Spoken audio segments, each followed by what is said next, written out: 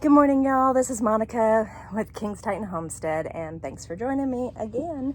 And if you're new here, most of my channel is about bee removals, which I've been doing for a long time.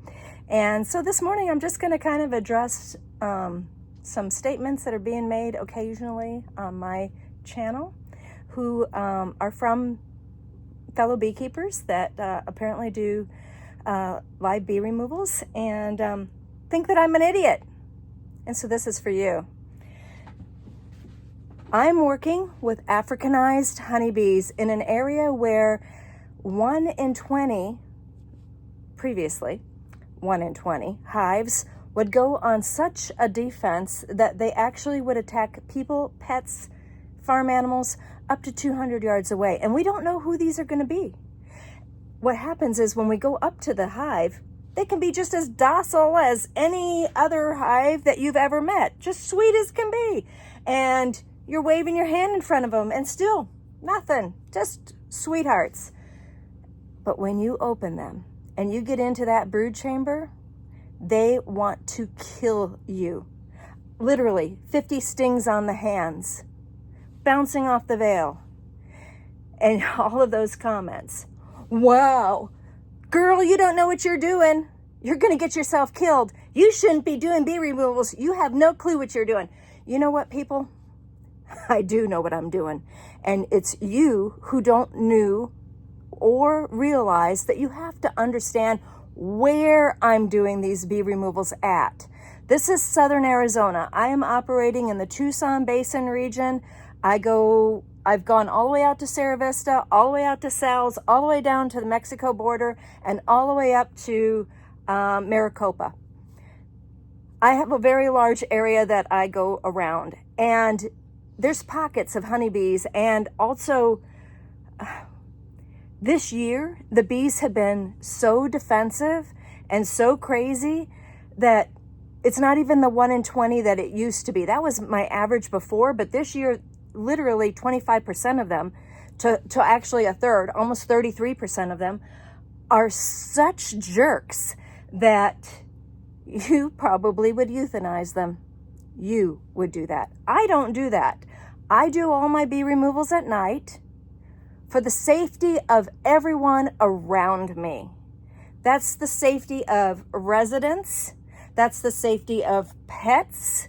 That's the safety of children, elderly, farm animals. We have actually had people get into hives during daytime hours in the middle of the day, which, by the way, right now, my middle of the day is anywhere from 100 to 111. So when you're saying, oh, go in the middle of the day when the foragers are out, well, guess what? The foragers are home because it's too hot for them to go anywhere. And can you imagine being in a bee suit when it's 111 degrees? I mean, come on. Think about your statements. Oops. This is editing Monica here. I totally went off. I saw a squirrel right in the middle of those statements. So I said something about people opening their hives in the middle of the day and didn't know that they were Africanized. And so we've had people, hobbyists, in their backyards actually lose their entire chicken flock because they opened a hive, their own hive, right like within, I think it was 50 or 75 yards of the chicken coop, and the chickens all were killed by the bees. Killed. And that was because they opened them during daytime hours. We had another guy opened his hive, not realizing that it went from European to Africanized, and he opened it just popping the inner cover, and they were flowing out the entrance and flowing out the inner cover. He closed it immediately and tried to lose the bees by walking down a wash past his goat pen. And then he heard his goats screaming. So this is why we do them at night.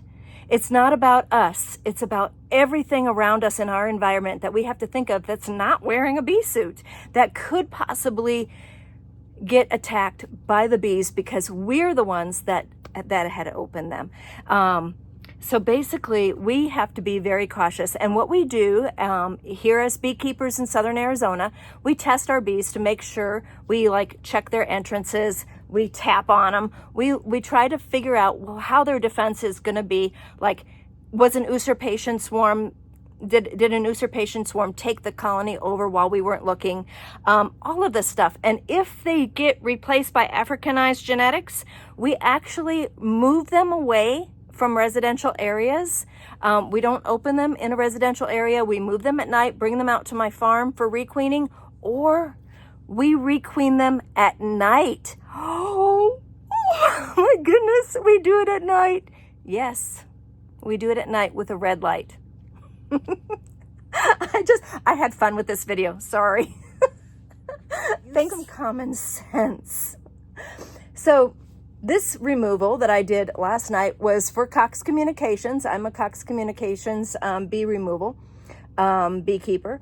And this pedestal was in the middle of Green Valley, which is known to be our 55 and over communities. And it was in a 55 and older community. And I have to take everyone else's safety into consideration, not my own. I'm going to be in a bee suit. I'm going to be totally safe. I'm working with red lights. Red lights. It makes them more docile.